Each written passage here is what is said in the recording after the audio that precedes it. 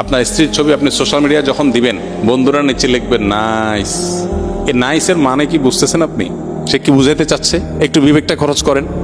একজন নারী খোলামেলা ভাবে তাকে দেখে কেউ যদি বলে নাইস, এর মানে এই মহিলার সকল সৌন্দর্য পূর্ণরূপে অবলোকন করিয়া আমি মুগ্ধ তৃপ্ত হইয়া বললাম নাইস। এটা হলো নাইসের তর্জমা। আপনি এবার দেখেন তো আপনার কাছে কেমন লাগছে।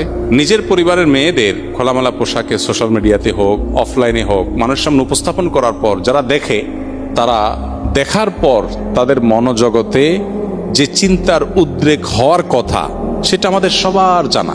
এটা প্রকৃতিগতভাবে, সৃষ্টিগতভাবে এটা খুবই কমন এবং সাধারণ এবং স্বাভাবিক বিষয়। আপনি কিন্তু জানেন। কিভাবে জানেন? কারণ আপনি নিজে কি করেন, বা আপনার এরকম সিচুয়েশনে আপনার মানসিকতার অবস্থা কি হয়। আপনি চিন্তা করেন, তাহলে আপনার ফ্যামিলি মেয়েদের ব্যাপারে একই কথা। যেগুলো মানুষ মনে মনে চিন্তা করে, এগুলো তো মুখে বলতো আপনি জুতা নিয়ে দৌড়াতেন, কিন্তু আপনি বুঝো না বুঝার ভান করছেন। শরীয়ত কেন পর্দার বিধান দিয়েছে? আপনি নিজেকে খুব উদার, খুব ব্রড, খুব আপনি একেবারে অনেক স্মার্ট, আধুনিক বানাচ্ছেন।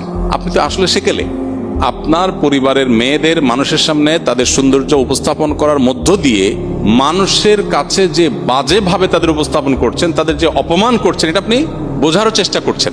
শত শত পুরুষ দেখছে, মানলাম কেউ হয়তো অন্ধ, চোখের জ্যোতি কম, দেখেই নেবে ছাড়া। হতে পারে কিছু মানুষ ফিজিক্যালি অসুস্থ, তার মনে বাজে চিন্তা আসার সুযোগই নেই, অসুস্থ হতে পারে, এরকম আরো কিছু। কিন্তু শত শত হাজার হাজার মানুষ যখন দেখে, আপনি তো হলফ করে বলতে পারেন, নিশ্চিত বলতে পারেন যে কিছু মানুষ এখানে অবশ্যই মনে মনে তাকে নিয়ে জেনা করছে। সন্দেহ আছে কোনো?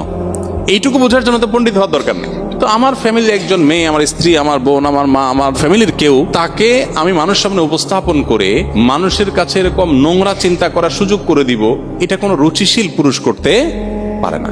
এখানে শুধুমাত্র শরীয়ী বিধানের ব্যাপার না, এটা রুচির প্রশ্ন। এই জিনিসটা আমরা অনেকে বোঝার চেষ্টা করি না। তো সোশ্যাল মিডিয়াতে আপনি যদি ছবি দেন ঈদকে কেন্দ্র করে, তাহলে সেক্ষেত্রে এই বিষয়গুলো মাথায় রাখা, যে হালাল হারাম, পর্দার বিধিবিধানগুলো আমি কি করছি কিনা, সবকিছু প্রকাশ করার জিনিস না। যখনই রেস্ট্রিকশনের কথা আসে, শরীয়তের বিধিনিষেধের কথা আসে, আমরা মনে করি যে হুজুররা অনেক টাইট, আপনি অনেক কিছুর ছবি প্রকাশ করেন না, লুকান, সবকিছু আপনি দেখেন না।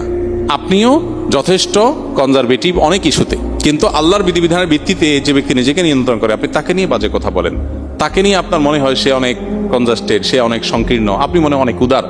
মূলত আপনি উদার না, আপনি উদাসীন। আপনি উদার না, আপনি আসলে উদাসীন। এই জন্য এই বিষয়গুলো খেয়াল রাখতে হবে। এমনিতে বাচ্চারা, ছেলেরা ঈদের আনন্দের প্রকাশ হিসাবে যদি ফটোগ্রাফিক ছবি তুলে সোশ্যাল মিডিয়াতে যায়, সেখানে হারাম কিছু না থাকে, প্রিন্টেড যেহেতু না, তো এটা নাজায়েজ না। অনেক ওলামা একরাম ফটোগ্রাফিক ছবি যেগুলো মোবাইলে বা আপনার ক্যামেরা ধারণ করা হয়, সেগুলোকেও নাজায়েজ বলেন। তবে অনেক ওলামা একরাম জায়েজ বলেন, এবং জায়েজ বলেন যারা, তাদের মতটা আমাদের কাছে শক্তিশালী মনে হয়। সেজন্য আমরা মনে করি যে এরকম ছবি সোশ্যাল মিডিয়াতে দিলে বা অন্য কোথাও দিলে ঈদের আনন্দের প্রকাশ হিসাবে, ঈদের কালচারাল একটা ইস্যু হিসাবে এটা জায়েজ। তবে এখানে জামাই বউ একসাথে ঈদের জামা কাপড় পরে ছবি তুলে সোশ্যাল মিডিয়া দিয়ে দিলেন, আর বললেন দোস্তরা ঈদ মুবারক, দোস্ত তো বানাচ্ছেন 5000 ফেসবুকে। এখন এই যে ছবি দিলেন, এটাতে রমজান জুড়ে যে আমল টামল করলেন, এগুলো সব বরবাদ করার জন্য যথেষ্ট হয়ে যেতে পারে, সেরকম একটা কাজ করলেন। তো এটা তো নাজায়েজ কাজ।